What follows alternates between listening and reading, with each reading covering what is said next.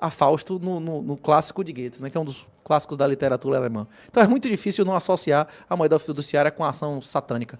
Agora, se você quiser estudar sistematicamente os 12 argumentos de por que o Bitcoin é um imperativo moral, eu recomendo o Substack de Guilherme Bandeira. Ele tem um artigozinho de umas 15 páginas especificamente. Inclusive tem um episódio dele no Bitcoinheiros no YouTube, que ele passa 1 hora explicando estruturadamente os 12 argumentos pelo qual o Bitcoin é um imperativo moral. O que significa isso? Se você não tem uma moral relativa, se sua moral é objetiva, ou você acredita em Deus, ou você acredita em alguma ideologia de certo e errado absoluto como objetivismo, se você acredita no PNA, não é possível que você invista voluntariamente em coisas que vão financiar coisas absolutamente mais e satânicas e não se considere um comparsa disso. É por isso que eu não tenho carro, não tenho casa, eu não quero ser comparsa disso. Eu não tenho ações, eu não tenho títulos de governo, eu sou devedor em real, até porque o próprio governo é devedor em real. O interesse do governo é que o real valha mais ou menos se ele é devedor em real. Ele quer que o real valha cada vez menos, né? Então, que ele que controla o valor do real, ele que sabe, nós sabemos qual é a política monetária do Bitcoin daqui a 10 mil anos. Do real a gente não sabe nos próximos 5 dias, né? Eles chegam lá, aprovam outro calabouço fiscal. Nem tá pronto o calabouço fiscal, ainda vai passar pelo Senado, não é isso? Então a gente nem sabe daqui a uma semana qual vai ser a política monetária desse negócio, né? E em relação ao Bitcoin. Em relação ao imperativo moral, a resposta é essa. Procure Guilherme Bandeira no Bitcoinheiros e procure Guilherme Bandeira no Substack. E em relação a qual maneira mais fácil de comprar Bitcoin, é a mesma maneira mais fácil de comprar ouro e dólar. Procure alguém que tenha.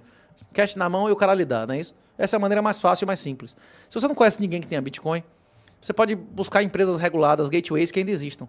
Tem um deles, bipa.app, eu devia até cobrar para ficar fazendo jabá dos caras. Eu pensei que você ganhava Nada.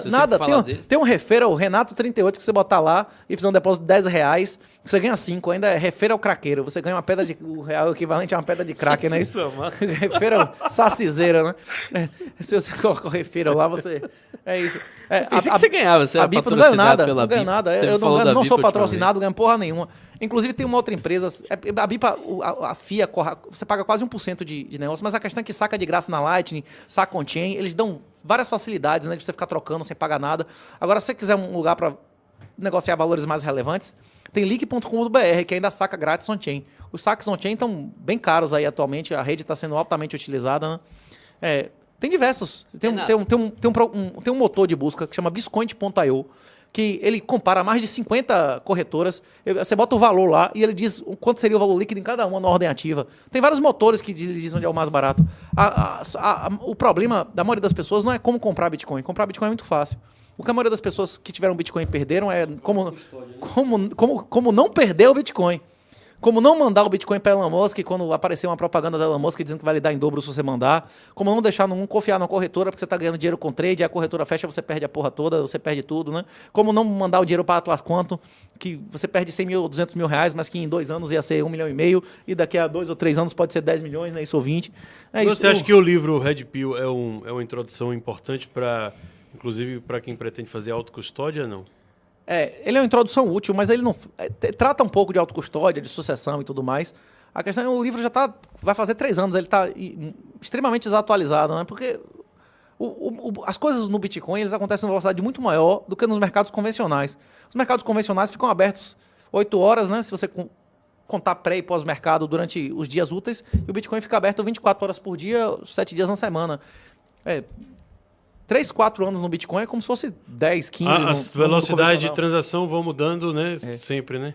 Não, velocidade de inovações e tal. Agora, deixa eu fazer uma pergunta. Muita gente não entende. Porque às vezes o assunto fica muito avançado. O Renato vai ao podcast, o cara já tem uma noção.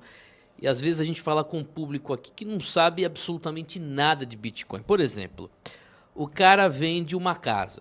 Aí vai perguntar aqui o que eu devo fazer, eu tenho certeza que você vai responder. Vai compra de Bitcoin. Como é que faz para a pessoa fazer pequenas transações? Porque no Brasil o cara precisa comprar outra gasolina no carro dele, se ele tiver o carro, e precisa comprar uma comida, ele não consegue pagar em Bitcoin. Queria que você sintetizasse isso, Renato, para a pessoa entender. Você utiliza, deixa um Bitcoin na conta, transfere para real, utiliza, deixa um montante, o maior... o maior bloco de Bitcoin, o resto você coloca uma menor quantia em real para fazer essas pequenas transações. Queria que você explicasse isso. Há diversos serviços de cartões pré-pagos que você coloca Bitcoin e fica utilizando um cartão com um cartão de débito. beleza? Ah. Há diversos serviços disso, tanto no Brasil quanto no exterior. Só que isso tem um custo. Utilizar um aplicativo desse como os que eu mencionei, leak.com.br, liki.com.br, ou bipa, bipa.app, esses aplicativos, eles facilitam você transformar Bitcoin em real e transformar real em Bitcoin. Você saca grátis, eu não sei se tem um limite de R$1, R$2. Acho que centavos não saca, não. Mas eu acho que a partir de R$1, R$2, você saca de graça para sua conta. E a partir de R$1, você pode sacar para lá e comprar Bitcoin. Isso é um passo inicial. A questão é que, para fazer isso, é necessário um esforço relativo. Agora, o esforço maior não é você saber utilizar um aplicativo, um cartão pré-pago, é você saber onde colocar. O grande problema não é o dinheiro, a riqueza que você vai usar no giro de uma semana, um mês, 2, 3 meses. É o que você vai fazer com o dinheiro de intergeracional. O que a maioria das pessoas não entende é que a gente vive um regime de juro negativo. A verdadeira inflação, como é muito claro nas 6 lições de Ludwig von Mises, que você lê em menos de 2 horas, só tem uma citação, que se você não entender a citação da rebelião das massas, não tem problema nenhum, Ortega y Gasset.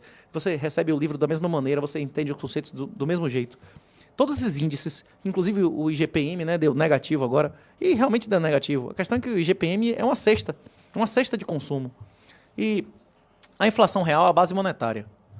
Se você pegar a média da base monetária dos últimos 10 anos, é acima de 23% ao ano, M2, são dados oficiais do site do Banco Central. Se você não teve 23% ao ano líquido não é só de custo, não, é líquido de risco, líquido do trabalho que você teve para produzir essa riqueza, você perdeu dinheiro, você está sendo diluído pela emissão de moeda. A emissão de moeda é o imposto mais injusto que existe, porque ele destrói a pessoa que confiou no Estado. No aposentado, no servidor, no empregado, naquela pessoa que poupou em real. Esse é o cara que está sendo destruído. Porque na hora que ele emite mais dinheiro, o dinheiro anterior passa a valer menos, não é isso? Se a pessoa não compreender o juro negativo, ele não vai entender que... Não vai se aposentar. Que não existe yield. Além do juro negativo, o juro negativo garante que não vai ter aposentadoria por capitalização. Que o fundo que você está pagando lá não vai render porra nenhuma. O que você não vai aposentar no sistema de INSS, você tem que entender a estrutura demográfica, que é o feminismo. Né? O feminismo destruiu as famílias. Hoje, qual é a vantagem de homem casar? Qual é a vantagem de homem casar? O homem não tem mais direito a sexo. Existe estupro de cônjuge que não existia anos atrás. Se o cara der um grito na esposa, ele vai preso. Não é isso? Se o cara der um grito na esposa, ele vai preso. Antigamente, até 100 anos atrás, sexo não contratual era ilícito. Era fornicação. Hoje em dia, sexo não contratual, você não consegue sexo sem casar? Antigamente não existia relação com prostituta. O cara contratava o scroll, o cafetão, a cafetina, né? Existia um intermediário. Assim como a esposa, ele não chegava e fazia a mulher esposa. Existia um intermediário, o padre, o pai, inclusive vários intermediários para dar mais ainda segurança ao contrato. Né? A gente vai voltar a esses tempos. Esse negócio da regra, como é o nome do vice lá de Trump, que disse que não chegava a 7 metros de uma mulher, essa regra do Pence aí, meu irmão. Pence. Pois é. Você vai se abrir. Você vai se abrir, acontecer com você o que aconteceu com o Mike Tyson, da mulher dançar com você, beijar na boca, subir pro seu quarto de hotel, 2 dias depois dizer que foi estuprada, você passar 7 anos na cadeia. E ele é Mike Tyson, né? E você tem um advogado e tem a moral que o Mike Tyson tinha? Hein?